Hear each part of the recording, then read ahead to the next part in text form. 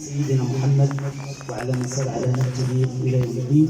سيدنا المدير الجامعه نيابه عن السيد رئيس الجامعه، الساده نواب مدير الجامعه، الساده العمداء، الساده نواب العمداء، الساده رؤساء الاقسام، الساده نواب رؤساء الاقسام، السيد مدير النشاط الاجتماعي بولايه القدس والترويج، الساده المنتخبون المحليون، اعضاء مجلس الشعب الابتدائي، الاساتذه الافاضل، رؤساء المخابر، الحضور الكريم، طلبه الاعزاء، السلام عليكم ورحمه الله تعالى وبركاته. اهلا بكم في رحاب كليه العلوم الانسانيه والاجتماعيه ضمن سلسله الندوات والملتقيات التي عكفت على تقديمها هذه السنه. نلتقي اليوم في ملتقى يقل اهميه عن الملتقيات السابقه، وهو الملتقى الدولي الاول موسوم برعايه المسلمين في ظل جائحه كورونا وما بعدها. هذه الفئه الهامه في المجتمع، هذه الفئه التي تحتاج الى رعايه خاصه، الا وهو في الجانب النفسي والاجتماعي والصحي، والتي تستدعي تدخل الكثير من الاخصائيين سواء في الجانب القانوني او في الجانب الاقتصادي وحتى النفسي والاجتماعي.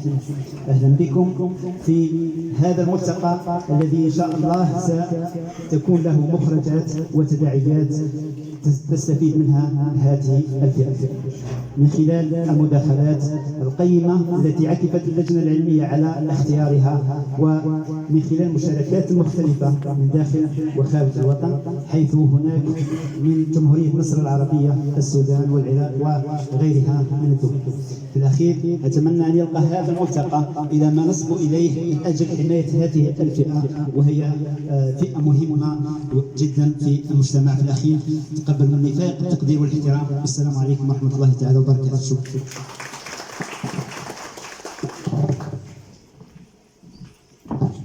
إذا نشكر السيد العميد على هذه الكلمة. إذا ندعو كذلك السيد رئيس الملتقى الدكتورة بنبردي مالكة، تتفضل مشكورة لإلقاء كلمة.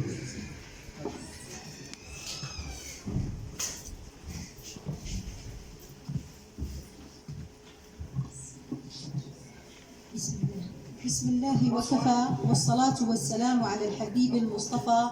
أما بعد، السيد مدير الجامعة البروفيسور أبو عزة بودرصاية، الممثل في النائب السيد عميد النائب كسال عبد الحليم، السادة النواب رئيس الجامعة كل باسمه ومقامه، السيد عميد الجامعة وعميد الكلية هنا، المشرف العام على المؤتمر، السادة نواب عميد